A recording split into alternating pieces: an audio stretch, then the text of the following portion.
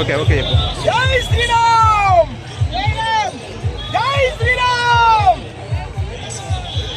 Cut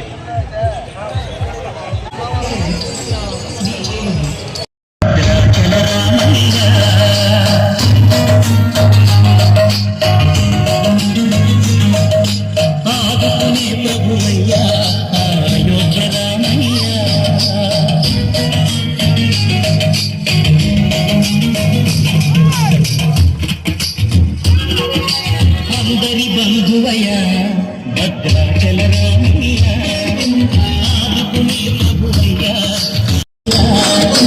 ఆదుకునే ప్రభువయ్య అయోధ్య రామయ్య.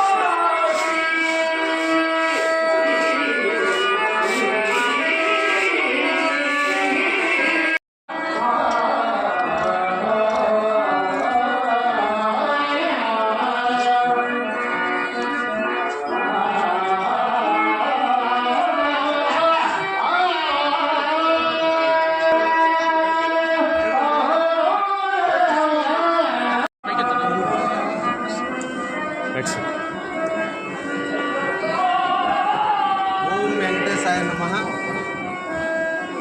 మన బెల్లంకోట క్షేత్రంలోని ప్రసన్న వెంకటేశ్వర స్వామి యొక్క బ్రహ్మోత్సవాలు రంగరంగ వైభవంగా భక్తుల ఆనంద డోలికల మధ్య 9వ తేదీ నుంచి ప్రారంభమై ఈ రోజున హనుమంత సేవతో ఇప్పుడే గ్రామంలోకి గ్రామోత్సవ నిమిత్తం వెంకటేశ్వర స్వామి ప్రజల ముంగిటికి వెళ్ళటం కూడా జరిగింది. ప్రజలందరూ కూడా వేలాదిగా విచ్చేసి దేవుని యొక్క కృపకు పాత్రలవుతున్నారు. ఈ సందర్భంగా కావలి నియోజక ప్రజలు అదేవిధంగా నెల్లూరు జిల్లా వాసులందరినీ కూడా రేపటి రోజున గరుడు సేవ, మరుసటి రోజున తెప్పోత్సవము, అదేవిధంగా ఆ తర్వాత 14వ తేదీన ఉదయాన్నే 10:30కి కళ్యాణోత్సవ మహోత్సవం జరుగుతుంది. ఈ కళ్యాణ మహోత్సవానికి మన రాష్ట్ర మంత్రివర్యులు ఎండోమెంట్ డిపార్ట్మెంట్కి సంబంధించినటువంటి మంత్రివర్యులు అయినటువంటి ఆనం రామనాయుడు గారి చేతుల మీదుగా ముత్యాల తరంబరాలు తీసుకురావడం, అదేవిధంగా ఉభయకర్తలైనటువంటి పేద మస్తానరావు గారు, పేద రవిచంద్ర గారు వారిద్దరు కూడా వాళ్ళ సతీమణులతో కలిసి వాళ్ళు కూడా తలంబ్రాలు బిర్యం తీసుకురావడం కూడా జరుగుతుంది. ప్రజలందరూ కూడా విచ్చేసి వెంకటేశ్వర స్వామి కృపకు పాత్రలు కామని ఈ సందర్భంగా ప్రజలందరినీ కూడా కోరుకుంటున్నా. ప్రసన్న వెంకటేశ్వర స్వామి కలిసిన తలంపగానే ప్రసన్నమైనటువంటి వెంకటేశ్వర స్వామి అంతటి మహోన్నతుడైనటువంటి వెంకటేశ్వర స్వామి దర్శనం మన పూర్వజన్మ సుకృతంగా భావించాలి.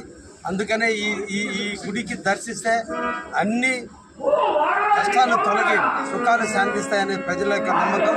ఆ నమ్మకంతో లక్షలాది మంది ఇక్కడికి విచ్చేయటం కూడా జరుగుతుంది.